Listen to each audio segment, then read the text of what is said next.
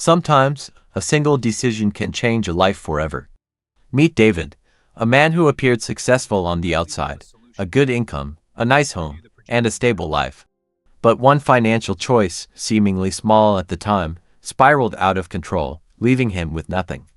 Today, we'll explore David's story, the psychology behind risky financial decisions, and the lessons anyone can apply to avoid a similar fate. Most people think financial disasters happen only to the reckless or unlucky.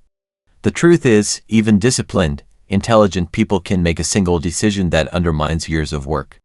Understanding the warning signs and psychology behind such decisions can protect your wealth before it's too late. David was 38 years old, a project manager with a solid career, earning around $120,000 a year. On paper, his life looked stable. He owned a home with a mortgage he could manage. He had a car loan that was nearly halfway paid off. And he'd been contributing to retirement savings for years. Nothing flashy, nothing reckless. David considered himself careful with money. Then one conversation changed everything. A colleague mentioned an investment opportunity. Not casually, confidently. It was described as a sure thing. High returns, short timeline, minimal risk. Soon, more voices joined in. Friends, coworkers, people David respected. They talked about early payouts, about how they wished they had invested more, about how this was a chance most people never get. The pressure was subtle but constant. And the opportunity felt different. This wasn't a random online ad. It wasn't a stranger's pitch. It came from people he trusted. David started to imagine the upside, paying off the mortgage faster, upgrading his lifestyle, getting ahead, finally. He told himself he'd do more research later. He didn't want to miss out. So, driven by excitement and reassurance, David invested nearly all of his savings. No deep due diligence.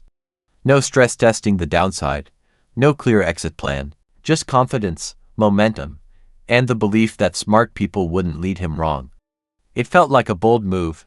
In reality, it was a single decision, built more on psychology than on strategy, and that decision would soon test everything David thought he understood about money and risk. The problem wasn't greed.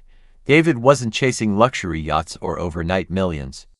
The real issue was overconfidence and a lack of caution disguised as certainty. Psychologists call this overconfidence bias.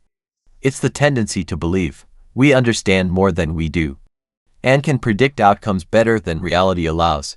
David didn't think he was gambling. He thought he was being smart. After all, he had a good career. He'd made solid decisions before. People around him were succeeding. That confidence slowly muted his skepticism. So the warning signs didn't feel like warnings. He didn't diversify. Almost all his savings went into one opportunity. He relied on stories instead of data, anecdotes instead of audited numbers, confidence instead of caution. He assumed that because others had made money, the opportunity itself was safe, and most dangerously, he believed past success guaranteed future gains.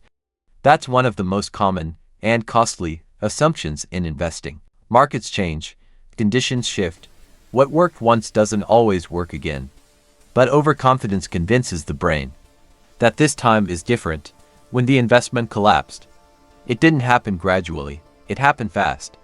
Almost overnight, the value disappeared. David didn't just lose an opportunity. He lost his retirement savings, his emergency fund. The financial buffer he'd spent years building. Years of discipline were undone by one decision made without proper risk assessment. That's the danger of overconfidence. It doesn't feel reckless, it feels justified. And by the time reality corrects it, the damage is already done. Because financial disasters rarely come from ignorance, they come from misplaced certainty. What happened to David wasn't unusual, it was human. Several powerful psychological forces were at work, the kind that quietly influence decisions, especially when money and emotion collide. First, overconfidence bias. When things have gone well in the past, the brain starts believing it understands the system. David had a solid career. He'd managed money responsibly for years. That history created confidence. But confidence slowly turned into assumption, the belief that he could judge risk accurately without digging deeper. Then came herd mentality. People around him were investing. Friends and colleagues were excited. Success stories circulated casually. When everyone else seems confident, doubt feels unnecessary, even awkward. Your brain reads social agreement as safety. If so many smart people believe this, it must be fine. Next was FOMO, the fear of missing out. The opportunity was framed as rare, time-sensitive, something that only comes around once. Urgency shuts down careful thinking. Instead of asking, what could go wrong? The brain asks, what if I miss this? And fear of missing out often feels stronger than fear of loss. Finally, there was short-term thinking. David focused on potential gains, fast returns, near-term outcomes. The long-term consequences, what would happen if the investment failed, stayed abstract. The brain prefers stories of success over scenarios of risk. These patterns don't mean someone is foolish. They mean they're human. Overconfidence, social proof, urgency, short-term focus. When they combine, they can overpower logic, even in intelligent, disciplined people. And that's why these traps are so dangerous. They don't look like bad decisions. They look like opportunities, until they aren't. Pause for a moment. Think about how fragile progress can be.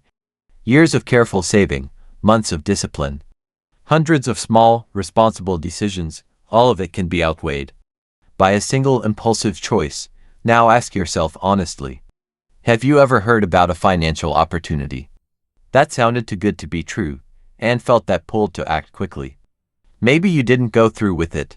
Maybe you almost did. That moment, right there, is where psychology shows up. Because excitement feels convincing, confidence from others feels reassuring. Urgency makes hesitation feel like weakness. But that's exactly when caution matters most.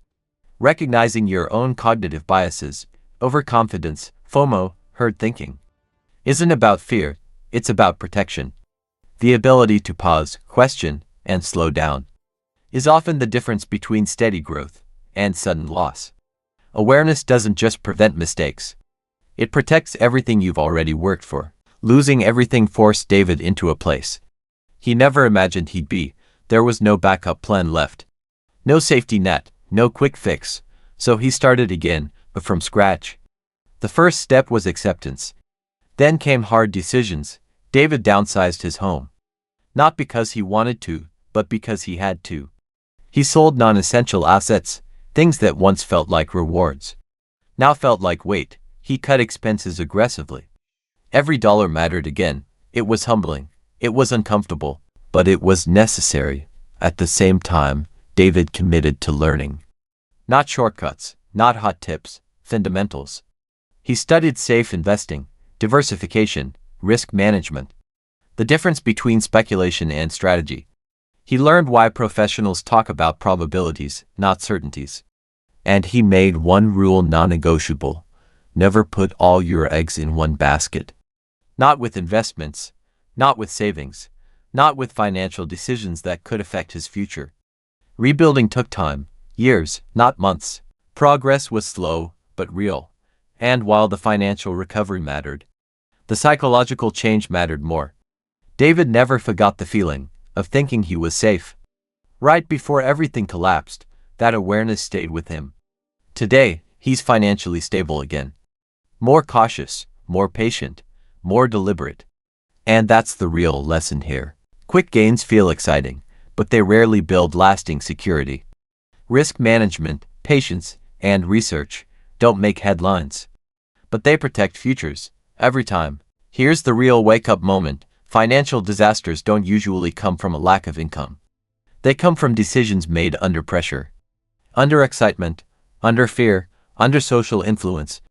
In those moments, logic takes a backseat, and emotion grabs the wheel. And what makes this dangerous is how small the error can feel at the time.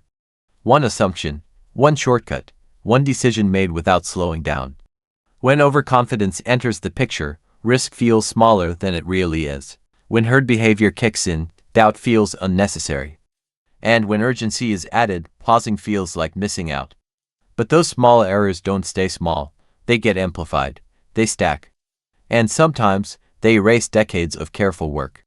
In a matter of days, the lesson isn't to avoid opportunity. It's to recognize that how you decide matters more than what you decide.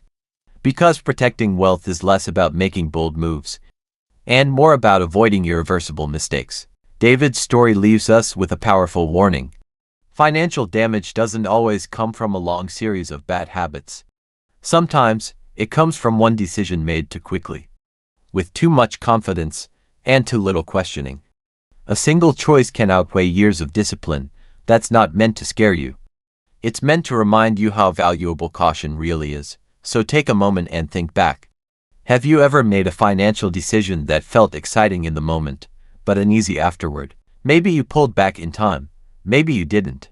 Either way, that feeling matters, because fear, excitement, and social pressure often show up right before risky choices. Share your experience in the comments. Let's talk honestly about the psychology behind those moments and how to build habits that protect wealth long before a mistake becomes irreversible. Awareness is the strongest form of insurance.